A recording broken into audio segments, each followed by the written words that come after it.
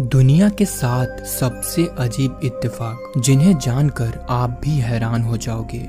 Number 1, Giza के महान pyramids, जिसे पिरामिड ऑफ खुफू भी कहा जाता है। इन पिरामिड्स को लगभग 4500 साल पहले बनाया गया था, जो प्राचीन मिस्र सभ्यता की अद्भुत इंजीनियरिंग और कला को दर्शाता है। वहीं इस पिरामिड से जुड़े कई ऐसे सवाल हैं जो सदियों से रिसर्चर्स के लिए एक पहेली बने हुए हैं। ऐसे ही ग्रेट पिरामिड से जुड़ा एक ऐसा इत्तेफाक है जो सच में काफी हैरत अंगेज है। असल में जैसा कि हम सबको पता है कि अर्थ पर किसी भी जगह का एग्जैक्ट लोकेशन जानने के लिए हमें कोऑर्डिनेट्स की जरूरत पड़ती है, जिसके लिए हम लैटिट्यूड और लॉन्गिट्यूड का इस्तेमाल करते हैं। और अर्थ पर गीजा के महान पिरामिड का लैटिट्यूड जो है वो 29.9792458 डिग्री नॉर्थ है। अब आते हैं इस यूनिवर्स की सबसे तेज गति से चलने वाली चीज लाइट पर, जिसकी स्पीड होती है 299,792,458 मीटर पर सेकेंड, जो कि एग्जैक्ट गीजा के महान पिरामिड के लोकेशन से मैच होती है। क्या इन दोनों नंबर्स का मैच होना मात्र एक इत्तेफाक है, या प्राचीन मिस्र के लोग इतने ज्यादा विकसित हो चुके थे कि उन्होंने स्पीड ऑफ लाइट को भी मेजर कर लिया था और उन्होंने जानबूझकर इसी लैटिट्यूड पर ग्रेट पिरामिड का निर्माण किया।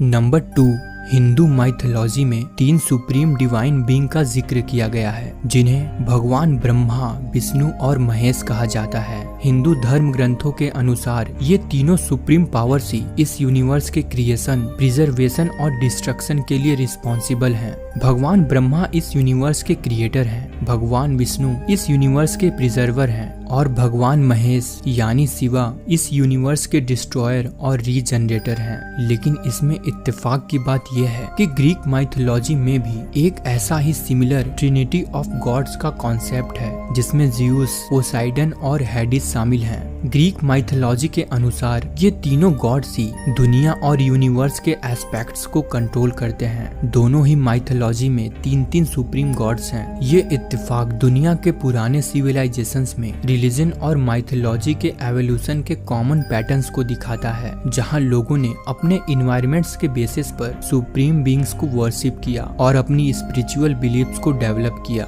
नंबर 3, ये इत्तेफाक भी हिंदू और ग्रीक माइथोलॉजी के कॉमन पैटर्न्स को दर्शाता है। जैसे कि हम सबको पता है कि हिंदू बिलीफ्स में 4 युग का वर्णन है, जिसमें कलयुग को सबसे बुरा समय और अंतिम युग माना गया है। धर्म ग्रंथों के अनुसार कलयुग में धर्म और सत्य का पतन हो जाएगा, इंसानी सोसाइटी अपनी मॉरल वैल्यूज को खो देगी, पाप और अधर्म अपने चरम स्तर पर आ जाएगा। ऐसे ही ग्रीक माइथोलॉजी में भी आयरन एज के बारे में जिक्र किया गया है। इस युग में भी इंसान अपनी असली वैल्यूज खो देगा, हर तरफ पाप और अराजकता का माहौल होगा। ग्रीक माइथोलॉजी में भी आयरन एज समय का अंतिम फेज होगा, जहां से एक नए साइकिल या एरा का आरंभ होगा। नंबर 4, सोलर एक्लिप्स यानी सूर्य ग्रहण, जो कि एक अद्भुत एस्ट्रोनॉमिकल फिनोमेना है। आप में से भी कई लोगों ने सूर्य ग्रहण जरूर देखा होगा, लेकिन सूर्य ग्रहण से जुड़ा एक ऐसा इत्तेफाक है जो आपने पहले शायद ही कभी सुना होगा। असल में जब हम अर्थ से सूर्य और चंद्रमा को देखते हैं तो वो दोनों ही हमें एक ही साइज के दिखाई देते हैं, जबकि सन मून से कई गुना ज्यादा बड़ा है। असल में सन मून से 400 टाइम्स ज्यादा बड़ा है। वहीं अर्थ से जो मून की दूरी है उसके कंपैरिजन में सन 400 टाइम्स ज्यादा दूर है। ये एग्जैक्ट रेशियो का इत्तेफाक इतना ज्यादा परफेक्ट है कि जब मून अर्थ और सन के बीच आता है तो वो पूरी तरह से सन को कवर कर लेता है और एक परफेक्ट सोलर एक्लिप्स हमें देखने को मिलता है। अगर ये रेशियो जरा सा भी ऊपर या नीचे होता तो हमें कभी भी कंप्लीट सूर्य ग्रहण देखने को नहीं मिलता, और इसी रेशियो के वजह से भी हमें सूर्य और चंद्रमा पृथ्वी से एक ही साइज के दिखाई देते हैं।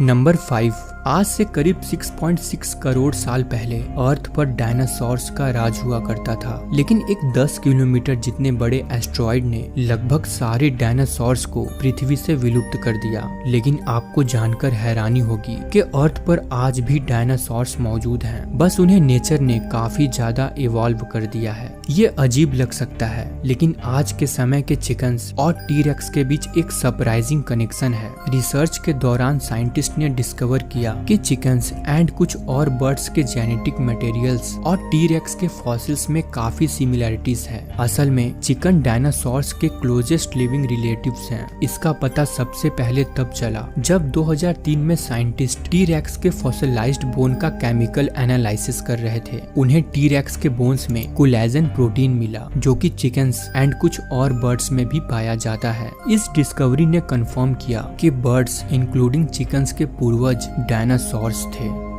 नंबर 6, इंडिया ने हाल ही में अपना 78th इंडिपेंडेंस डे सेलिब्रेट किया है। जैसा कि हम सबको पता है कि इंडिया को 15 अगस्त 1947 में ब्रिटिश रूल से आजादी मिली थी और इसीलिए हम हर साल 15 अगस्त को अपनी आजादी के दिवस के रूप में मनाते हैं। लेकिन आपको जानकर हैरानी होगी कि सिर्फ भारत ही नहीं बल्कि साउथ कोरिया भी 15 अगस्त को स्वतंत्रता दिवस के रूप में मनाता है, क्योंकि 15 अगस्त 1945 को साउथ कोरिया जापान के कब्जे से आजाद हुआ था और इसीलिए साउथ कोरिया में सेरेमनीज, कॉन्सर्ट और अपने नेशनल फ्लैग को लहराकर 15 अगस्त को सेलिब्रेट किया जाता है।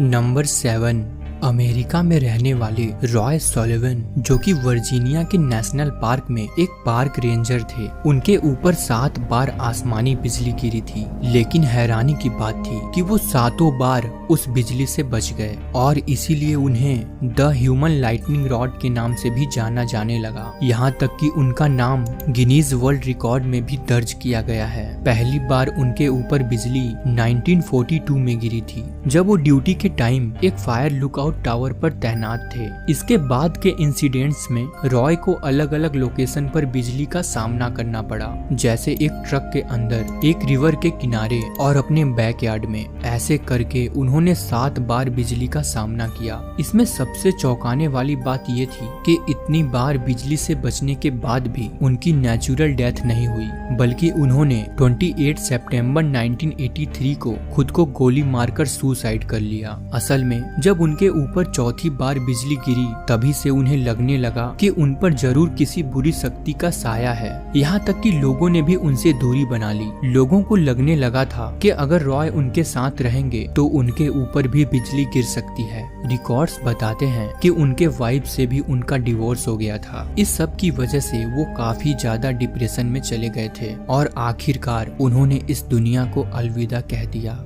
दोस्तों, इनमें से कौन सी घटना आपको सबसे ज्यादा इंटरेस्टिंग और शॉकिंग लगी, हमें कमेंट बॉक्स में कमेंट कर जरूर बताएं और वीडियो को लाइक एंड चैनल को सब्सक्राइब करना ना भूलें। मिलते हैं नेक्स्ट वीडियो में। धन्यवाद।